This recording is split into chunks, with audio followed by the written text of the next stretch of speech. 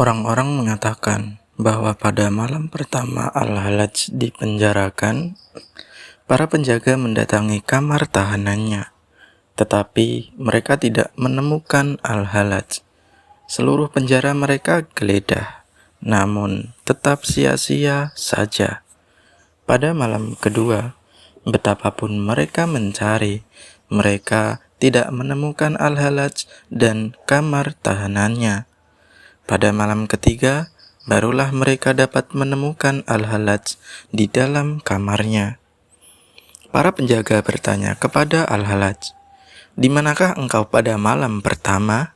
Dan di manakah engkau beserta kamar tahananmu pada malam kedua? Tetapi kini engkau dan kamar tahananmu telah ada pula di sini. Mengapakah bisa demikian?" "Pada malam pertama," kata Halaj, "aku pergi ke hadirat Allah. Oleh karena itu, aku tidak ada di tempat ini. Pada malam kedua, Allah berada di tempat ini. Oleh karena itu, aku dan kamar tahananku ini menjadi sirna. Pada malam yang ketiga, aku disuruh kembali ke tempat ini agar hukumnya dapat dilaksanakan. Kini laksanakanlah kewajiban kalian." Ketika Halaj dijebloskan ke dalam penjara, ada 300 orang yang dikurung di tempat itu. Malam itu Al-Halaj berkata kepada mereka, "Maukah kalian jika aku membebaskan kalian?" "Mengapa engkau tidak membebaskan dirimu sendiri?" jawab mereka. "Aku adalah tawanan Allah. Aku adalah penjaga pintu keselamatan," jawab Halaj. "Jika ku kehendaki, dengan sebuah gerak isyarat saja, semua belenggu yang mengikat kalian dapat kuputuskan." Kemudian Halaj membuat gerakan dengan jarinya, dan putuslah semua belenggu mereka. Tawanan itu bertanya, "Kemanakah kami harus pergi? Pintu-pintu penjara masih terkunci." Kembali Halaj membuat sebuah gerakan dan ketika itu juga terlihatlah sebuah celah di tembok penjara. "Sekarang pergilah kalian," seru Halaj. "Apakah engkau tidak turut beserta kami?" Mereka bertanya. "Tidak," jawab Halaj. "Aku mempunyai sebuah rahasia dengan dia yang tidak dapat disampaikan kecuali di atas tiang gantungan." Esok harinya para penjaga bertanya kepada Halaj, "Kemanakah semua tahanan di sini?" "Aku telah membebaskan mereka," jawab Halaj. "Engkau sendiri mengapa tidak meninggalkan tempat ini?" tanya mereka. "Dengan berbuat demikian, Allah akan mencela diriku. Oleh karena itu, aku tidak melarikan diri." Kejadian ini disampaikan kepada Khalifah. Khalifah berseru, "Pasti akan timbul kerusuhan. Bunuhlah Halaj, atau pukulilah dia dengan kayu sehingga ia menarik ucapannya itu kembali." 300 kali Halaj dipukuli dengan kayu. Setiap kali tubuhnya dipukul, terdengar sebuah suara lantang yang berseru, "Janganlah takut, wahai putra Mansur." Kemudian ia digiring ke punggung penghukuman dengan menyeret 13 rantai yang membelenggu dirinya. Halaj berjalan dengan mengacung-acungkan kedua tangannya. "Mengapa engkau melangkah sedemikian angkuhnya?" tanya mereka. "Karena aku sedang menuju ke tempat penjagalan," jawabnya. Ketika mereka sampai ke panggung penghukuman di bab But Atlaq, Halaj mencium punggung itu sebelum naik ke atasnya. "Bagaimanakah perasaanmu pada saat ini?" tanya mereka. "Kenaikan bagi manusia sejati adalah di puncak tiang gantungan," jawab Al-Halaj. Ketika itu, Halaj mengenakan sebuah celana dan sebuah mantel. Ia menghadap ke arah kota Mekah, mengangkat kedua tangannya dan berdoa kepada Allah. Yang diketahuinya tidak diketahui oleh siapapun juga. Halaj berkata demikian sambil naik ke atas. Sekelompok murid-muridnya bertanya, "Apakah yang dapat engkau katakan mengenai kami, murid-muridmu ini, dan orang-orang yang mengutukmu dan hendak merajamu itu?" "Mereka akan memperoleh 2 buah ganjaran, tetapi kalian hanya sebuah," jawab Halaj. "Kalian hanya berpihak kepadaku, tetapi mereka terdorong oleh iman yang teguh pada Allah yang Esa untuk mempertahankan kewibawaan hukumnya." Asyibli datang dan berdiri di depan Al-Halaj. "Bukankah kami telah melarang engkau?" Kemudian ia bertanya ke Al-Halaj, "Apakah sufisme itu?" Sufisme adalah bagian yang terendah dari sufisme itu adalah hal yang dapat kau saksikan ini, jawab Al-Halaj. "Dan bagian yang lebih tinggi?" tanya Asyibli.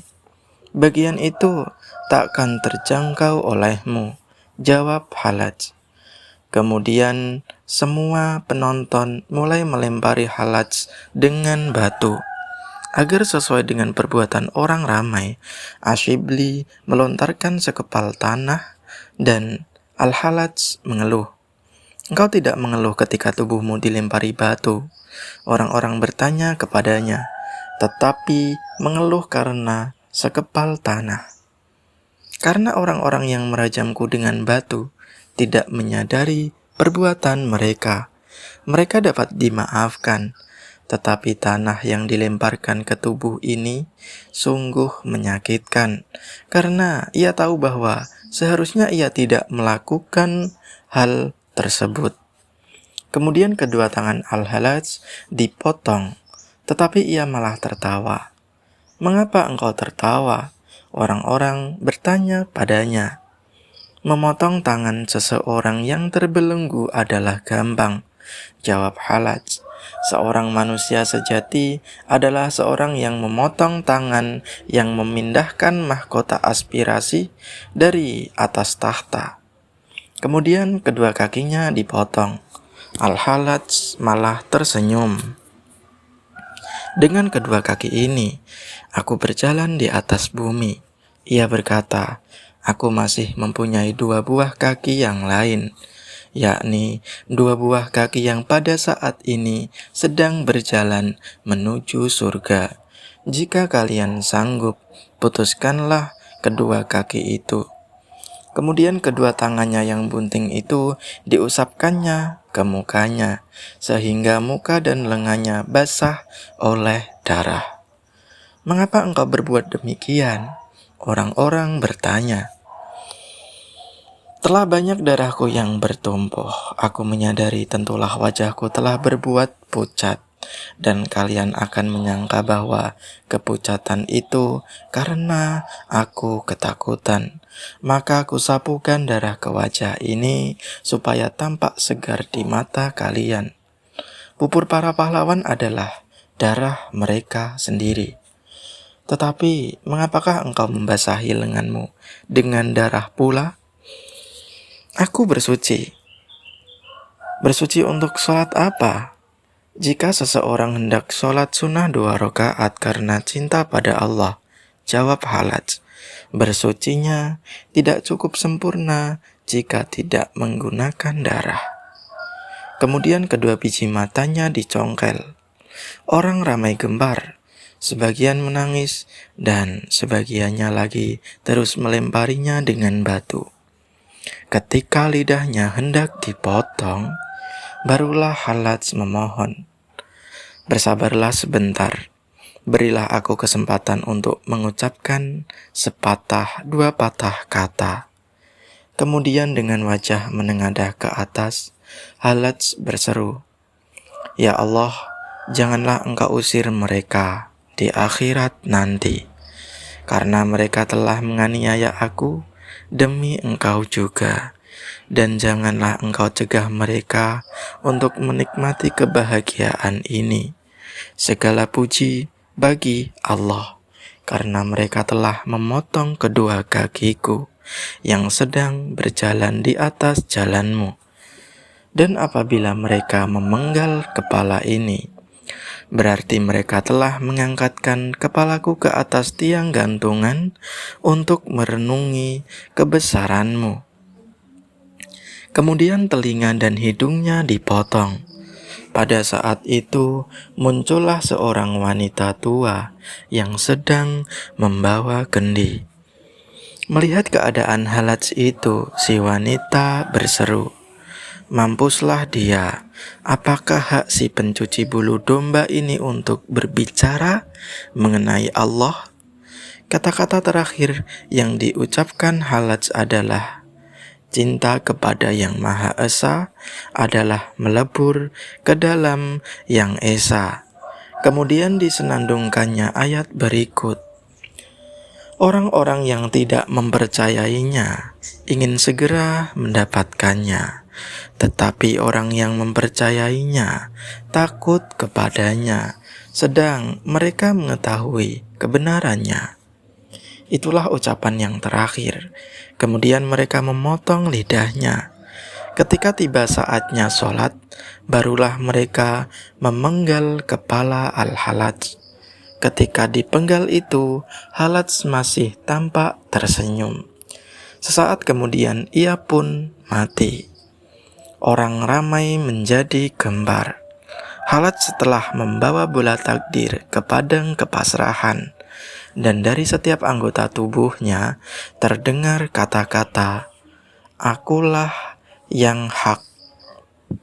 Keesokan harinya mereka berkata, fitnah itu akan menjadi lebih besar daripada ketika ia masih hidup. Maka mayat Al-Halats dibakarlah oleh mereka. Tapi dari abu pembakaran mayatnya juga terdengar seruan, "Akulah yang hak."